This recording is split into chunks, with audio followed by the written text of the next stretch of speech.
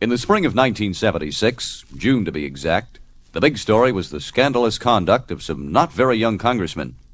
Many people feared the election year advent of a Democrat Watergate, when a former hostess of a Watergate complex restaurant charged that she had been hired at taxpayers' expense to be the mistress of one of the most powerful men in the House of Representatives. Ohio's Wayne Hayes at first denied Elizabeth Ray's charges. Although the charges against me have yet to be substantiated by creditable evidence, I am confident that when all the facts are presented at the proper time and in the proper forum, it will be obvious that the charge against me will be shown to be false. Ray claimed she could neither type nor file. Hayes then admitted to lying about their relationship and tried a compromise. He gave up the chairmanship of the Democratic Congressional Committee, which allocated funds for congressional campaigns. Since he had a grand jury investigation hanging over him, House members demanded that he resign from his powerful post, that as chairman of the House Administration Committee, which gave him control of everything from paper clips to House staff salaries. He finally gave in, and his press secretary made public this letter. Dear Mr. Speaker, the charges which have been made against me in the current state of my health make it impossible for me to devote the time necessary to carry out the responsibilities as chairman of the House Administration Committee. I therefore have decided to step down as chairman of that committee. I am confident that I will be vindicated as to any wrongdoing, and when that occurs, I shall ask for a re-examination of my position by the caucus. Would Hayes resign from Congress? Congressman Hayes has no intentions of resigning from Congress. Would he run for re-election? At this time, he intends to run for re-election. Then Hayes was rushed to the hospital, unconscious from an overdose of sleeping pills. Was it a suicide attempt? Well, what happened was, as near as I can reconstruct it, I came home late and I was very jittery, and the doctor had prescribed Dalmane and said 2, and I took 2 and I couldn't sleep, and I got up and took 2 more and I still couldn't sleep, and I got up a third time and I thought I took 2. I may have taken 3 or 4, I don't know, I was pretty dopey. But anyway, I got more than I could tolerate. A couple of days later, news came from Salt Lake City that Utah Representative Alan Howe had been charged with soliciting sex from 2 decoy policewomen. He claimed that he'd been set up, but when tried in a city court, he was found guilty. His reaction? Well, of course, you expect that cases can go both ways, and so nothing is a surprise in a lawsuit. I'm very, very disappointed. His disappointment deepened when he was convicted for a second time by a state court. There were other scandals, the cheating probe at West Point Military Academy, and in Japan, 4 officers of the Marubeni Trading Company and All Nippon Airways were arrested in connection with the Lockheed bribe investigation. June was also marked by the death of Martha Mitchell, wife of former Attorney General John Mitchell of Watergate fame. Former Postmaster General James Farley at 88, Dame Sybil Thorndike, 93, and at 103, Adolf Zukor, the first man ever to produce a feature-length motion picture. Another man, said to be the world's richest, J. Paul Getty, died, but unlike Howard Hughes, there was no doubt about his leaving a will. Violent death was the lot of some 200 people in rioting in South Africa, and of thousands in Lebanon as Syria sent in an estimated 14,000 troops to try to enforce peace, and the United States Navy began evacuation activities from Beirut.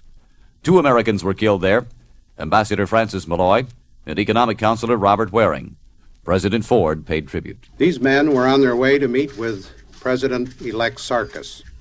They were on a mission of peace, seeking to do what they could in the service of their country to help restore order, stability, and reason to Lebanon. Their deaths add another tragedy to the suffering which the Lebanese people have endured beyond measure. Tragedy struck in Idaho, too, when 80 billion gallons of water burst through the Teton Dam, killing or injuring over 1,000 people, causing $1 billion in damage. An eyewitness account. I watched a house floating down the channel 1 mile in 3 minutes. We timed it. 1 mile in 3 minutes. A full brick house just floating right down the channel. And when this wall of water came in, it just, houses and things, just collapsed in front of them. It just uprooted trees. 2, there was anticipation of death. Karen Ann Quinlan was moved from the hospital with its life-supporting equipment into a nursing home. Death was anticipated momentarily. In Angola, American mercenary Daniel Gerhardt was condemned to be executed, but it was expected his sentence would be commuted.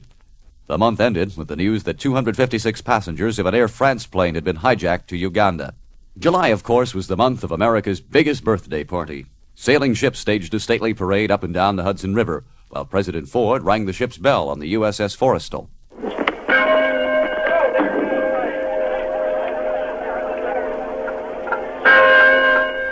The national celebration began with a flag raising at dawn in Maine and ended at sunset, almost a day later, in American Samoa. Radio and television covered events and speeches in every corner of the country, and that night the skies, ablaze with fireworks, celebrated 200 years of American independence. An airline pilot said, There were displays of fireworks all the way from New York, and that includes the New York airport area, all the way down to Washington. You could see fireworks going off all over the place, particularly in all the larger cities like Philadelphia and Trenton and Baltimore and so forth. But the most effective display that we saw all evening was the one at Washington, and probably because we got a better look at it than any of the rest, you know. On July 4th, Israel, too, was celebrating freedom, of a different sort. A week before, 6 Palestinian terrorists had forced a Tel Aviv-Paris flight to fly from Athens to Entebbe airport, where they'd been warmly greeted by Ugandan troops who took over the job of guarding the hostages until dictator Idi Amin arrived to take charge. Demands were made that some 53 Palestinians serving prison sentences in 5 countries be released. Failing that, the plane and all the hostages would be blown up. Israel, holding 40 of the prisoners, agreed to negotiate. The skyjackers released all but those hostages who were Israelis or to them seemed Jewish. Then, under the cover of darkness, on July 3rd, Israel sent a fleet of planes to the rescue. Some commandos destroyed grounded Ugandan MiGs and put the Entebbe control tower out of commission, while others attacked the building where the hostages were being held. The Israeli Chief of Staff, Mordecai Gur, described the raid. And it took, as I said before, only a few seconds before the first people get very close to the building. And as a matter of fact, the battle inside the building did not take more than 1 minute, something like 45 seconds. And in that time, our people succeeded to kill 4 of the terrorists who were inside that room. In all, 7 terrorists were killed, as were some 20 Ugandan troops, 3 hostages and 1 Israeli commander. The remaining hostages were flown to Tel Aviv, said one American hostage. We did think we were going to get out, but not that way. They told us that there was an agreement coming, and it was only a matter of days, and we had to wait for our government. So we waited. It was the longest week of my life. Hundreds of cheering Israelis greeted the rescue party, among them Defense Minister Shimon Peres. I'm very proud and very happy. I'm proud about our army. I'm happy about our nation. One hostage with a British passport, Dora Bloch, did not get out. She was reportedly murdered in a hospital on the orders of a raging Idi Amin, who also reportedly ordered the 4 Entebbe control tower operators killed. Later, Amin accused the Israelis of using nuclear grenades, which put his troops to sleep. If it was really not a chemical hand grenade, nuclear, which they throw to the soldier, which make soldier asleep, like a person who is going to operational theater, and while themselves were wearing the gas mask, I think they could not have left Entebbe. But it is because of the chemical hand grenade they throw to the soldier, and that gave them a chance to escape. The British broke off relations with Uganda. Meanwhile, in the UN, African nations wanted to condemn the Israeli action, while the United States wanted to condemn the hijacking. Both efforts failed, and Deputy U.S. Ambassador Tapley Bennett spoke sadly. The United States very much regrets that this council did not take positive action against the criminal act of hijacking committed last week against the Air France aircraft and its passengers. We believe that the resolution which we co-sponsored with the United Kingdom was a balanced attempt at recording this council's determined opposition to hijacking, as well as its respect for the sovereignty and territorial integrity of states and its concern for the loss of human life in this tragic incident. News of another death came from Africa, as noted by a Kissinger statement read by a State Department spokesman. I have learned with a deep sense of shock that the Angolan authorities have executed Daniel Gerhardt, despite the numerous pleas for clemency in his case that it had received from the United States, other governments, international organizations, and individuals. As I said in my press conference this morning, there is absolutely no basis in national or international law for the action now taken by the Angolan authorities. Two ladies made news at the White House. Queen Elizabeth of Great Britain, paying a bicentennial visit to the United States, had dinner there. Mr. President, the British and American people are as close today as two peoples have ever been. We see you as our strong and trusted friend, and we believe that you in turn will find us as ready as ever to bear our full share in defending the values in which we both believe. And former child star Shirley Temple Black was given a new job. Mr. President, it's a high honor indeed that you've bestowed upon me. It's a great honor to be the first woman chief of protocol for the United States of America. I don't know why, Mr. President, it took 200 years for one of us to get the job, but I'll do all my very best work to try to fill all the various assorted sizes of shoes of the distinguished men who have been chief of protocol. Two blows struck former President Richard Nixon on the same day. He was disbarred from the practice of law in New York, and Pat Nixon was rushed to the hospital suffering from a stroke. Her recovery went well. All the members of the family are worried. I would say that today, as distinguished from the first day and the second day, that we are, of course, still worried. She still has a very hard battle ahead. But what is more encouraging today is, first, that the situation is stabilized. It is not getting worse. And second, that as far as her own spirit is concerned, that she's coming back fast. Suspense filled the last half of July, here on Earth and in space. 26 children between the ages of 6 and 14 and a bus driver disappeared in the California farming community of Chowchilla.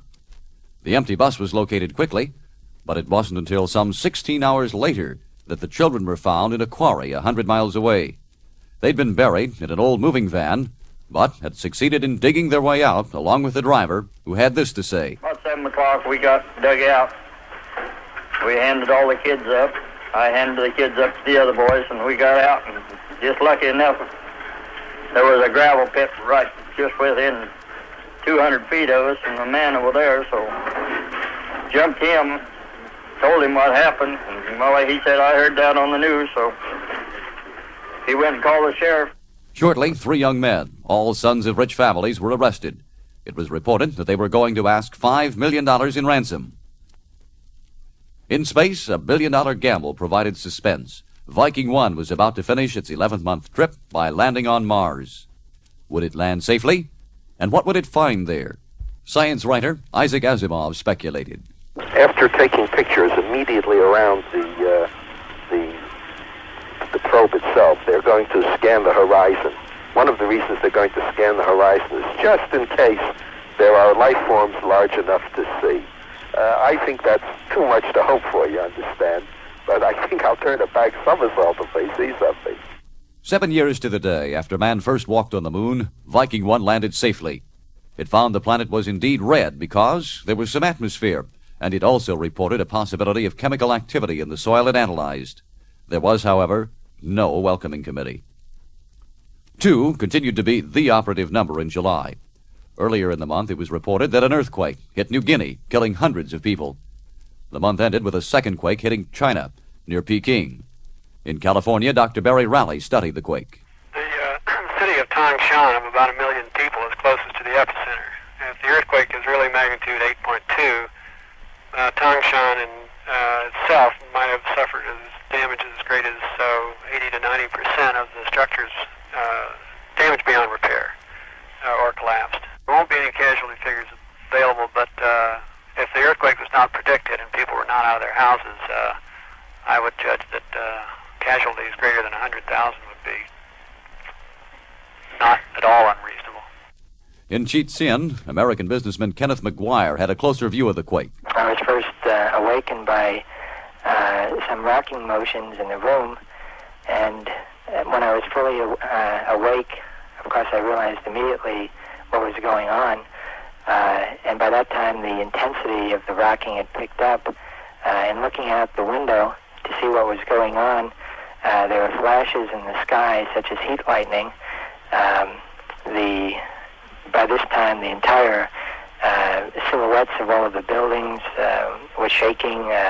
the room had been shaking violently. Of course, the level of noise had started off at a fairly modest level with lamps and things such as that falling to the floor. But as the intensity of the shaking increased, there's many additional noises, and finally the intensity of the noise became very, very great. China was then hit again by Chinaquake number 2, and August began with warnings there might be still more to come. And the month began with a disaster here in the United States. A radio station manager in Loveland, Colorado, was an eyewitness. Last night at about 8 o'clock, 6 to a 10-inch downpour of rain in the Estes Park area created a flash flood that roared down the Big Thompson Canyon, a canyon immediately west of Loveland, Colorado, in which there are a great many residents.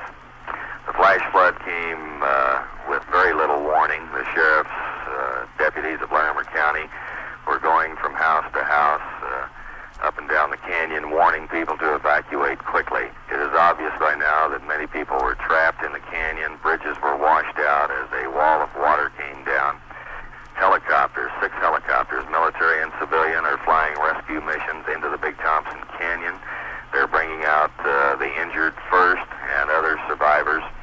The fatalities, some of them have already washed up where the water has receded, are being set aside and marked by locations. They're not even bringing out the fatalities yet, as they're more concerned with the survivors. While there were over 100 known dead, the exact toll may never be known.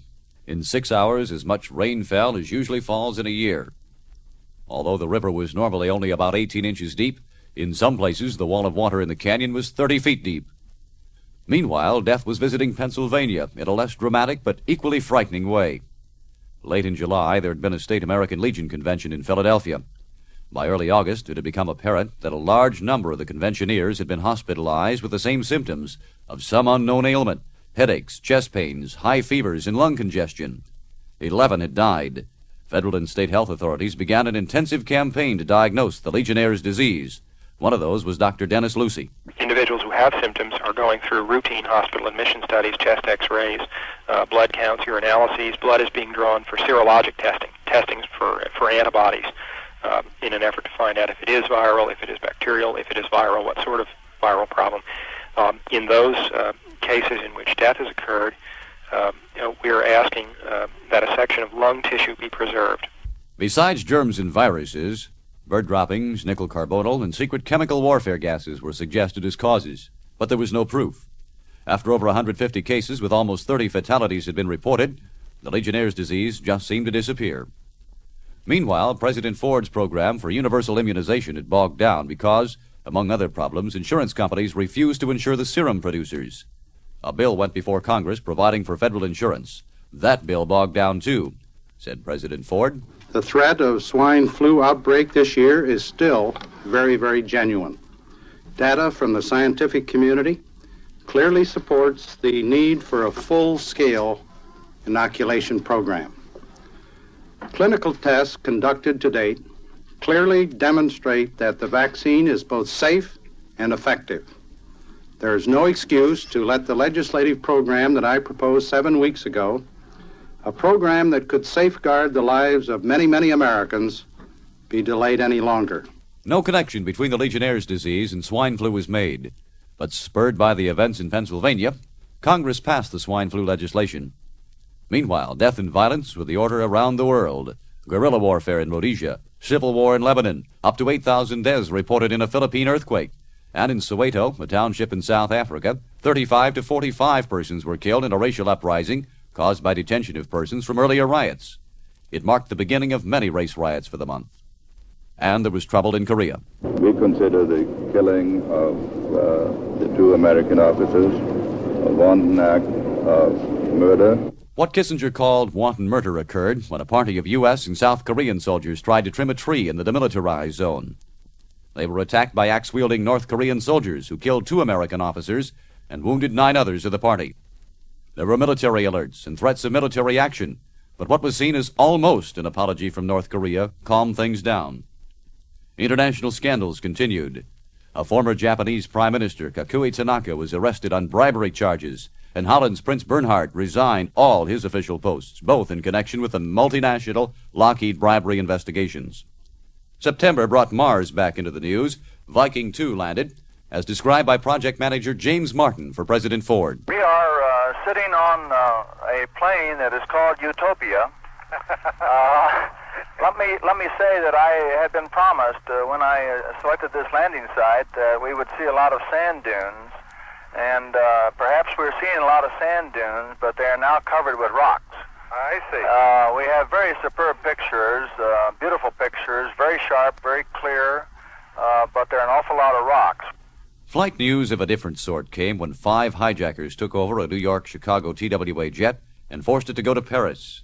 They said they were demonstrating for the freedom of Croatia from Yugoslavia and directed New York police to a locker in Grand Central Station.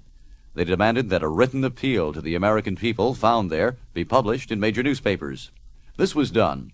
Also found in the locker was a homemade bomb which went off, killing 1 policeman and wounding 3 others. This gave credence to the hijackers' claim of having bombs on the plane, and when French authorities refused to let the plane take off, they threatened to blow up the hostages. Said one of those later, "There was a priest on board. Now, I don't know. Bishop O'Rourke. Bishop O'Rourke. Well, unfortunately, the bishop made a very bad mistake of getting on the loudspeaker and giving general confession to everybody and giving us all the last rites. When he did that, panic set in. At what point was this? On the ground. On the ground. We were on the ground in Paris. But they had not threatened us that they were going to pull a bomb on us or anything. He got on and said there's a crisis, and then he told us, and he said it does not look good for us. And with that, people started crying. Shortly, however, the hijackers surrendered, and it was found they had no weapons, no bombs. September also brought back into the news the leaked CIA report when CBS newsman Daniel Shore was called before the House Ethics Committee. Shore finished his prepared statement with this. And if you'll permit me one last personal word, beyond all this constitutional argument, I would like to say, beyond all of this, to betray a source would be for me to betray myself, my career, and my life. And to say that I refuse to do it isn't quite saying it right. I cannot do it. Despite Shore's continued refusal to name his source, the House decided to take no action against him. Shore and CBS did, however, agree to part company. As the autumn began, the world seemed to be concentrating on politics. In Italy, the Christian Democrats were trying to stabilize despite their narrow victory over the communists. Spain was trying to edge toward democracy. The Western communist parties were declaring their freedom from Russian domination. In Sweden, after 40 years in office, the Social Democrats were defeated. Japan and Canada were preparing for important elections, and leadership struggles of very differing sorts were looming in 2 of the world's great powers. From China came news of the death of Chairman Mao Zedong at age 82. President Ford spoke of this. Chairman Mao was a giant figure in modern Chinese history. He was a leader whose actions profoundly affected the development of his own country. His influence on history will extend far beyond the borders of China. Ambassador David Bruce, the first head of the U.S. legation in Peking, spoke of succession. Succession is something which people have, of course, anticipated for some time.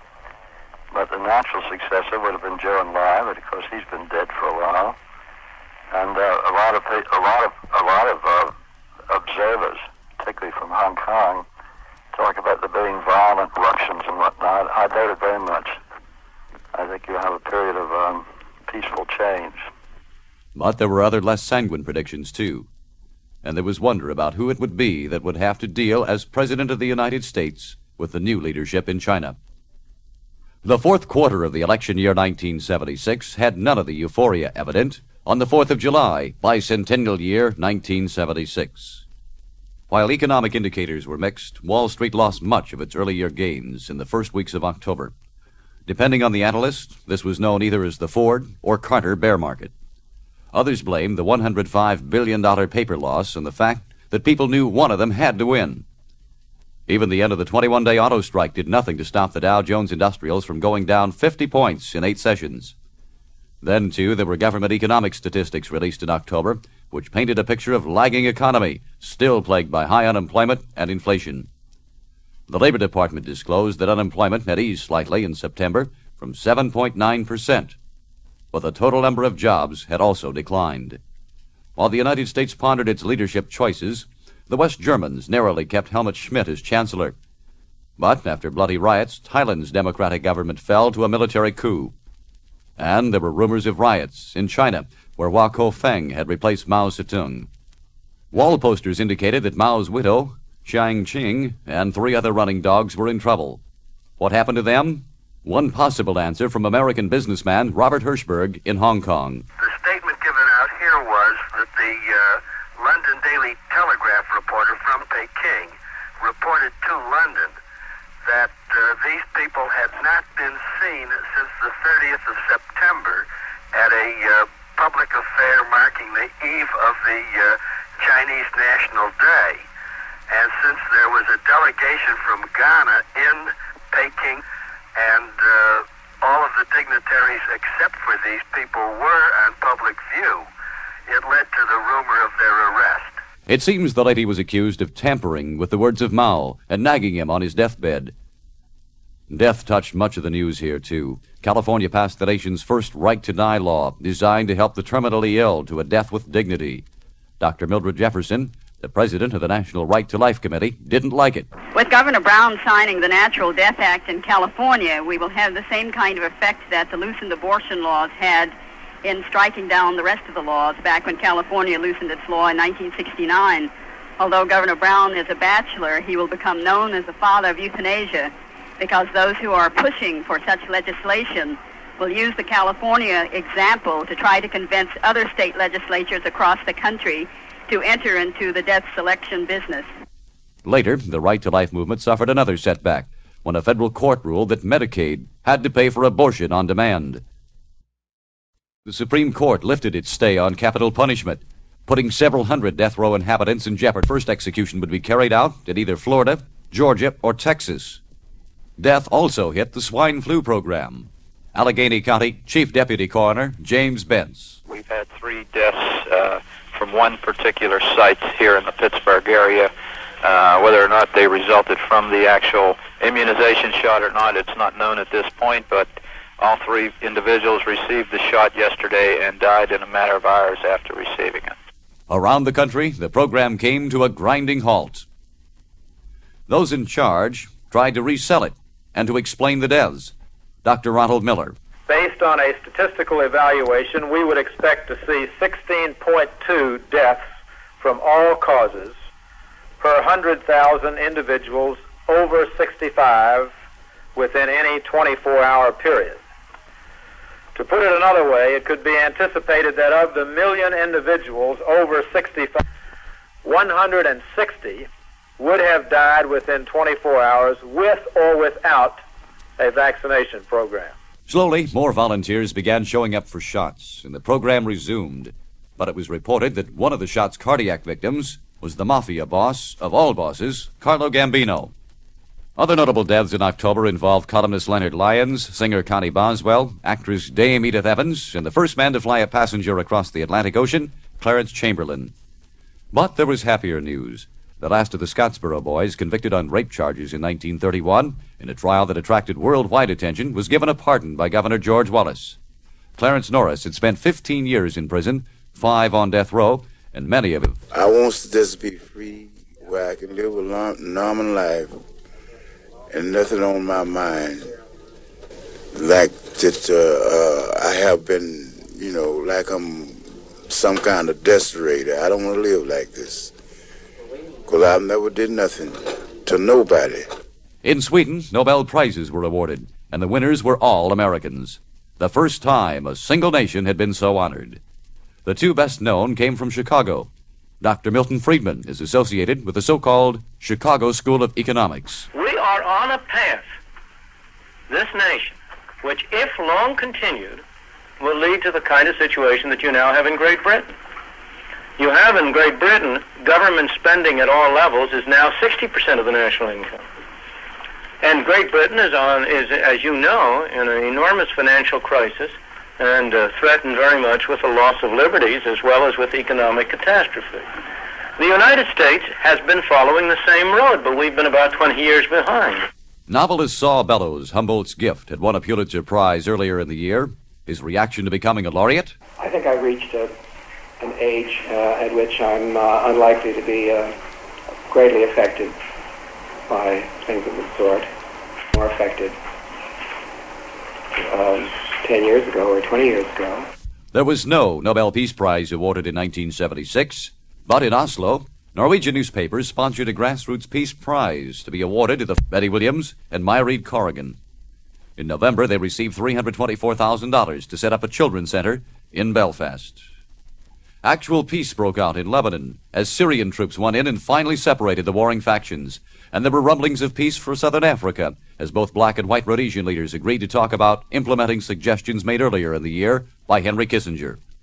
British UN Ambassador Ivor Richard was The exercise is to set up an interim government for Rhodesia between now and the time when it becomes fully independent. Mr. Smith has accepted majority rule within 2 years.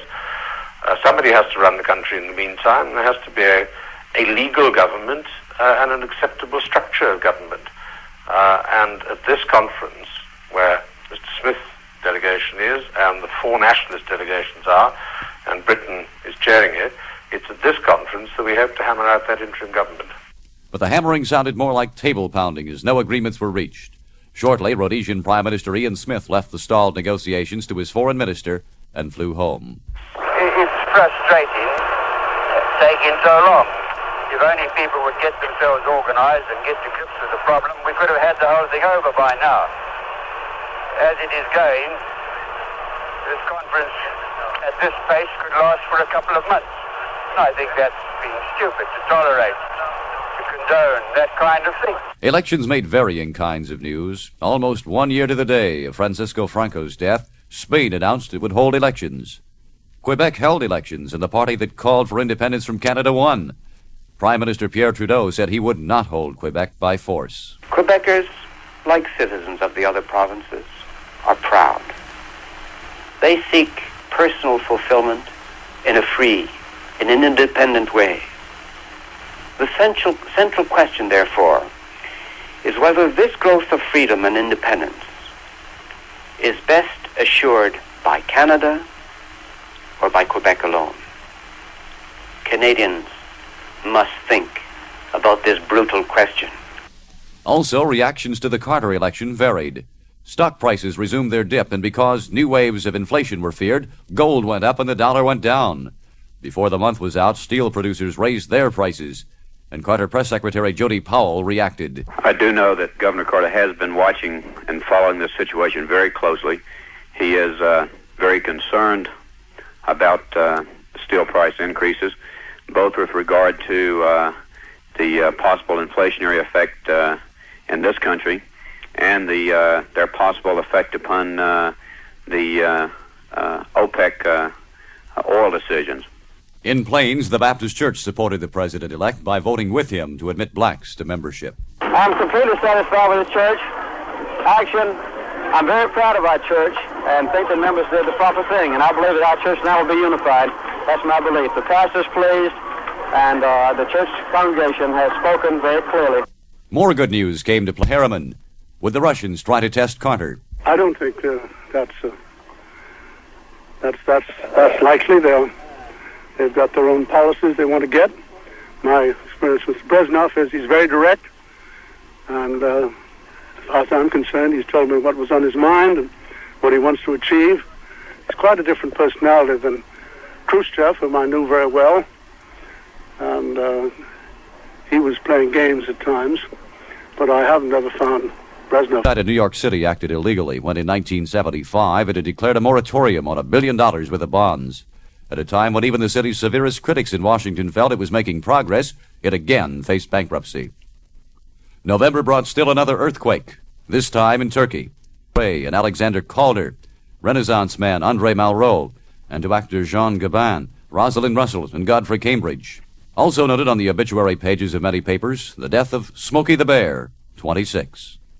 However, the front pages featured a man who wanted death. The United States Supreme Court had not yet passed on the constitutionality of the death penalty in Utah.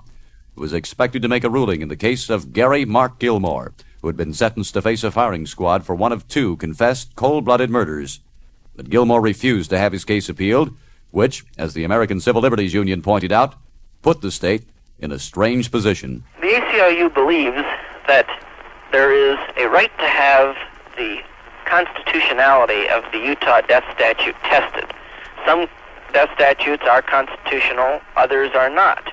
If the state of Utah goes ahead and permits Gilmore to be executed merely because he wants to do so, then, in fact, there is a substantial risk that later on, if the statute is determined to be unconstitutional, then there will have been a homicide committed by the state. As the state pondered this, it postponed the execution date. The next day, Gilmore and his girlfriend were both found in comas, the result of overdoses of sleeping pills taken in a suicide pact. Both recovered, and Gilmore had a hearing before the Utah Board of Pardons. It seems that the people, especially the people of Utah, they want the death penalty, but they don't want execution. And when it became a reality, they might have to carry one out. Well, I started backing off on it. Well, I took them literal and serious, and they sentenced me to death, just as if they'd have sentenced me to 10 years or 30 days in the county jail or something. I understood by the Utah law that I don't have to appeal, so I chose not to. I wanted the sentence carried out. ACLU wants to get in on the act, but they always want to get in on the act, the ACLU. I don't think they've ever really done anything effective in their lives. I would like them all, including that group of reverends and rabbis from Salt Lake City, to just bud out. I don't think they, this is my life and it's my death. It's been sanctioned by the courts that I die, and I accept that. The board upheld the sentence, and against Gilmore's wishes, the month of December witnessed many attempts to block what could become the first execution to take place in the United States in nearly a decade. Mayor Richard J. Daley is dead. He was pronounced dead at approximately 20 minutes to 4 this afternoon at his doctor's office. He had been stricken apparently with a heart attack shortly after arriving in the doctor's office at 2 o'clock this afternoon. Also, New York lost Liberal Party leader Alex Rose, and Michigan is retiring Senator Philip Hart. Plains, Georgia, however, continued to make the headlines as President-elect Carter began to announce his appointments. Lance and Vance came first. I've had almost unanimous recommendations from around the country and in some instances in foreign countries of Cyrus Vance to be Secretary of State. Slowly at first, then in a rush, more names were added. Michael Blumenthal, Charles Schultz, Zbigniew Brzezinski, and as UN ambassador, Congressman Andrew Young, who did not like one of Carter's other appointments. Well, I say that he would not have been my choice, but he is the choice of the president-elect. And, my office was right across the hall from his for the last 3 years. I always found him a very agreeable fellow to work with.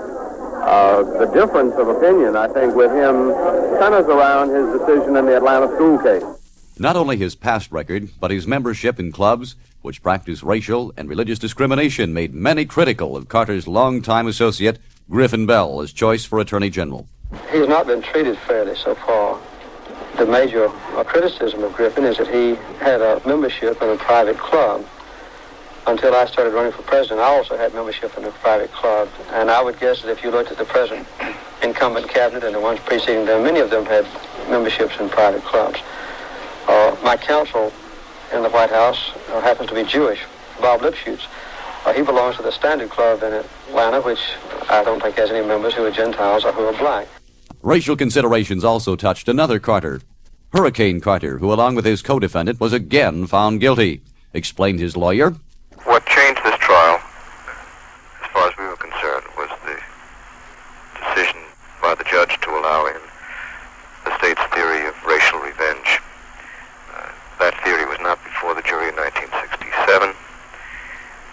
As far as we were concerned, that was a very destructive decision. Other parts of the world, too, felt the results of elections. In scandal-ridden Japan, the conservative Liberal Democrats barely held on to the power they'd kept for 21 years. And in the stormy world of the UN, Secretary General Kurt Waldheim said this. I accept the decision of the General Assembly with pride, but also with humility. I am fully conscious of the immense opportunity conferred on me by being elected for a second time to serve the world community in the unique capacity of Secretary General. But I am also vividly aware of what that privilege means in terms of responsibility, work, and the possibilities of success. December is a time for reviewing the successes and failures of the year. The world of sports is particularly subject to such measurements. Here is Group W's Bill Bransom of radio station KYW, recalling the triumphs and failures of some of the sporting events of 1976. In sports, 1976 was ticketed to be a special year. It was the centennial of the National Baseball League and the year of the 21st Olympiad. The sensation of the Olympics, a 13-year-old gymnast from Romania, Nadia Comaneci. Kathy Rigby, no novice herself, was as impressed as everyone else at her performance on the uneven bars. This could be the highlight of the compulsory event. She is one of the technically strongest, best gymnasts that I've ever seen. Nadia got 10 from the judges, the first ever awarded in the Olympics. One of 7 perfect scores for the tiny competitor. She took home 3 gold medals, a silver, a bronze, and her dolls. The college football bowl games on New Year's Day were highlighted by UCLA's win over undefeated Ohio State in the Rose Bowl, knocking the Buckeyes out of a national championship. Later in January, the pros from Pittsburgh beat the Dallas Cowboys in the Super Bowl. The Steelers wrapped it up in the final period. Now he fires for the bomb, and Lynn Swan going for it. Swan pulls it in for a touchdown. Lynn Swan beat his man on a bomb. Swan got a step beyond Mark Washington, who's been on him all afternoon. 64-yard pass, and Bradshaw was hurt on the play. Terry Hanratty finished for Bradshaw, but the bomb to Swan had made it 21-10, and the Steelers took the title. The 200th anniversary of the nation's independence also marked the independence of baseball players. The first winning salvo in their battle came in December of 1975, when arbitrator Peter Seitz and federal judges ruled that Andy Messersmith and Dave McNally were free agents. After a running battle, the dispute ended when an agreement was signed between the owners and the Players Association that let players demand a trade after 5 years and a release of their shackles after 6. In hockey, the Montreal Canadiens put an end to the Philadelphia Flyers' 2-year tenure as Stanley Cup champions, making their way to the title in the playoffs by beating Chicago, then the New York Islanders, and finally blowing out the defending champions in 4 straight games. One thing was certain in the NCAA basketball final. For the first time in 16 years, the new champion would be from the Big Ten. And for the first time ever, 2 teams from the same conference were meeting for the title, Indiana and Michigan.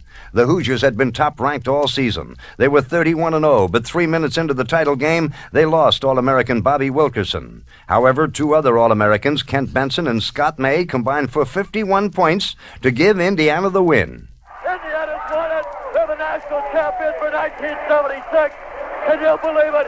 Incredible. Bobby Knight and Johnny Orr standing here in front of us, shaking hands. Bill Frieder now. Unbelievable, as Indiana's won the national championship, and the Hoosiers have won it all. 1976 marked the return of the Boston Celtics, who, led by Dave Cowens, disposed of the Phoenix Suns in 6 games to win the NBA title. In the ABA, the New York Nets beat Denver for the title in what turned out to be that league's last playoff. Plagued with financial woes, the league folded, and 4 of its teams, Denver, Indiana, San Antonio, and the New York Nets, were merged into the NBA. The Summer Olympics saw armed guards at all of the athletes' lodgings, a tragic reminder of the 1972 massacre at Munich. Most of the black African runners left in protest over the presence of New Zealand at the Games, following a tour of South Africa by a New Zealand rugby team, which removed some of the world's great runners from the competition. Once the games began, they belonged to the individuals, though. The American men's swimmers were superb, winning 12 of the 13 events. John Neighbor, Mike Bruner, Jim Montgomery were all winners. It is Neighbor inside 10 meters. Neighbor on a world record pace. The world record is 56.30, and he got it. A new world record of 56.19. The Americans go 1, 2, 3.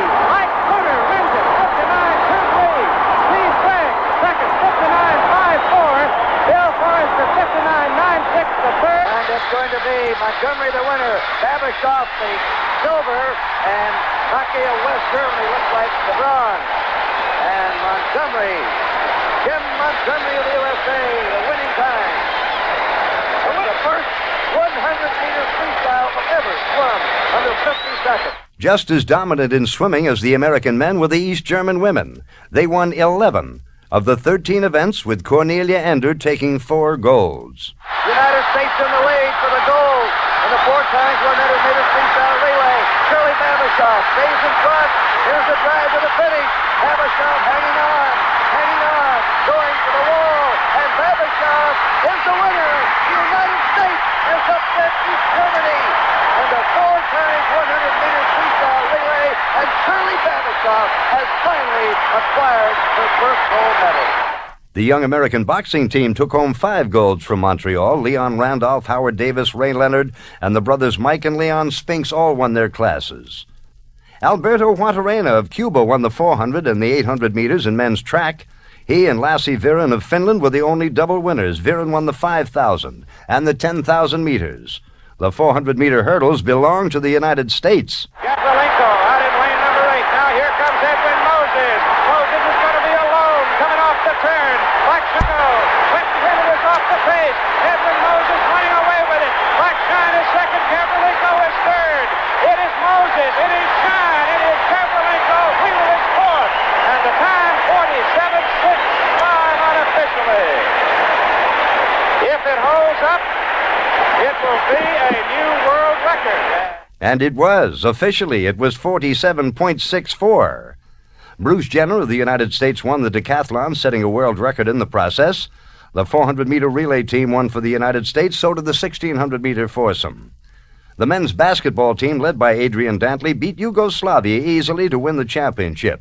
Earlier, the Yugoslavs had knocked off the Russians, and the Russians won more medals than any nation, repeating their performance in the Winter Games in Innsbruck, where Dorothy Hamill, an American girl from Connecticut, won the winter showpiece, the figure skating. Sheila Young of Detroit took a gold in the 500 meters, a silver at 1,500, and a bronze in the 1,000-meter speed skating event.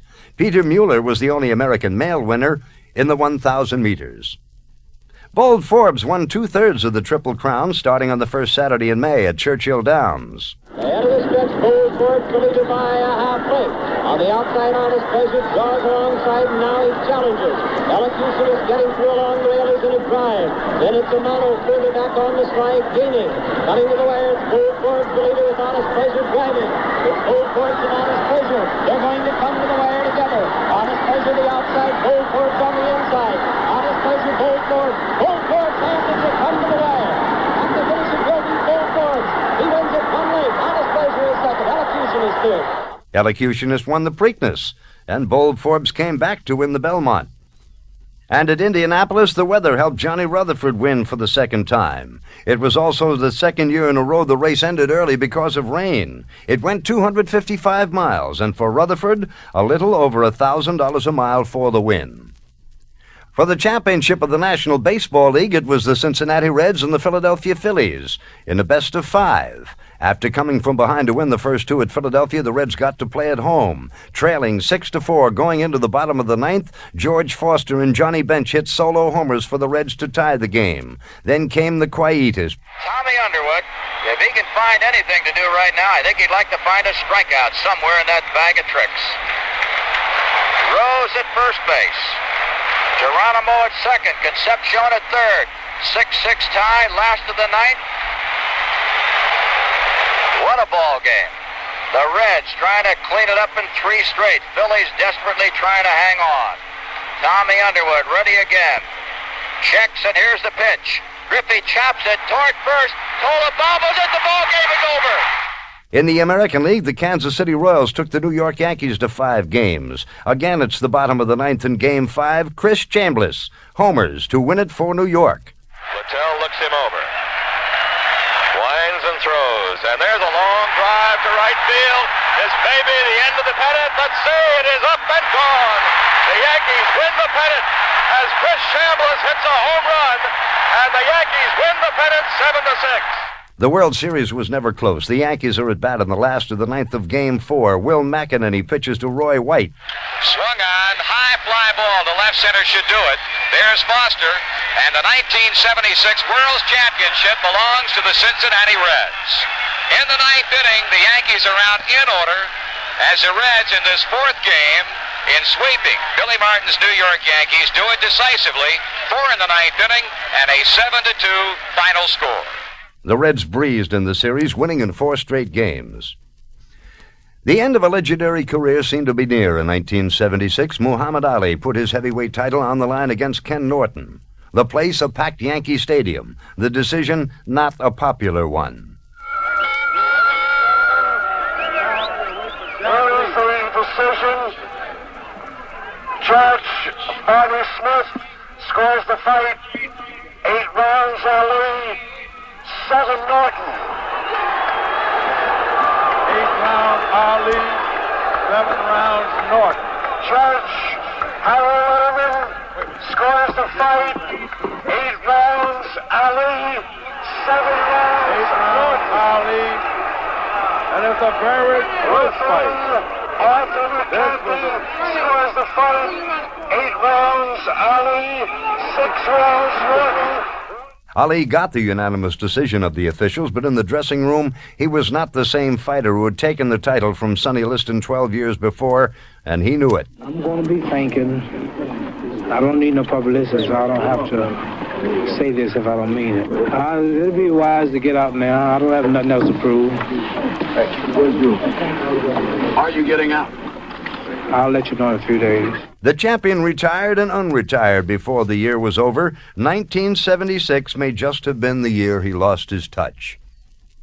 In golf, Jack Nicklaus won only 2 tournaments all year. Raymond Floyd took the Masters, Jerry Pate the U.S. Open, Johnny Miller the British Open, and Dave Stockton the PGA Championship. Judy Rankin was the winnings leader on the LPGA Tour, and she was also acclaimed as LPGA Player of the Year. In tennis, Chris Evert took the crown at Wimbledon, and at the U.S. Open at Forest Hills, she was the Outstanding Woman Player of the Year. Bjorn Borg won the men's title at Wimbledon, and Jimmy Connors the Forest Hills Championship. Connors beat Borg on 4 occasions during the year, including the finals at Forest Hills, and was voted the Outstanding Male Tennis Player of 1976. In college football, the best brand was played in the Big 8, and at season's end, 4 of the 8 teams headed for bowl games. Tony Dorsett was the College Player of the Year, leading the Pittsburgh Panthers to the national title. In pro football, Fran Tarkenton set another record every time he threw the football for the Vikings. In the NFC title game against the Los Angeles Rams, Minnesota's special team turned the game around. The Rams lined up for a field goal early in the game. Holding the ball is Steve Priest. They're kicking from the 7-yard line. They're going for the 3 rather than gamble the flip for the TD. As Dempsey waits, Priest hands out stretch. The ball placed down. Kick. It's blocked. It's loose. It's being run back by the Vikings at the 20, to the 30, to the 40, the 50. That's Bryant with the ball, the 30, the 20, the 10, the 5. Touchdown, Minnesota. The final, 23-13 Minnesota. And the Vikings headed like lemmings for the Super Bowl against Oakland, a 24-7 winner over the defending champion Pittsburgh Steelers. As the year drew to a close, 25 free agent baseball players were contemplating big money contracts with new clubs, and the battle had already begun for the TV rights for the 1980 Olympics in Moscow. A life and death question concerned all of us. As 1976 ended, so did the swine flu program. Paralysis was affecting some of those inoculated, and the Center for Disease Control made an announcement. In unvaccinated people, we see about 8 cases per million of this neurologic syndrome called Guillain-Barré, about 8 per million per year. Whereas in the month after vaccination, we have seen 5 per million vaccinees. So that there is an order of magnitude of risk that cannot be explained by chance alone. This took on added importance since the fall of 1976 had been the coldest in 90 years. Did this mean that those who were predicting a record cold winter would be right? And as usual, there were predictions of a natural gas shortage, and as usual, nobody believed them. Then there were economic questions. Would New York collapse this time? What could be done about an 8.1% unemployment figure? Also, would acceptance come to such as Griffin Bell, and to any one of the many Howard Hughes wills? On the silver screen would the so-called love story King Kong break box office records? Yes, as it began, 1976 ended with questions, and one answer. A man hardly known 12 months earlier would shortly become the most powerful man in the world. But this, too, spawned questions. Prime among them, what kind of a person was this Georgian who only a year ago had to introduce himself to Main Street America with the words that were to become famous? My name is Jimmy Carter, and I'm running for president.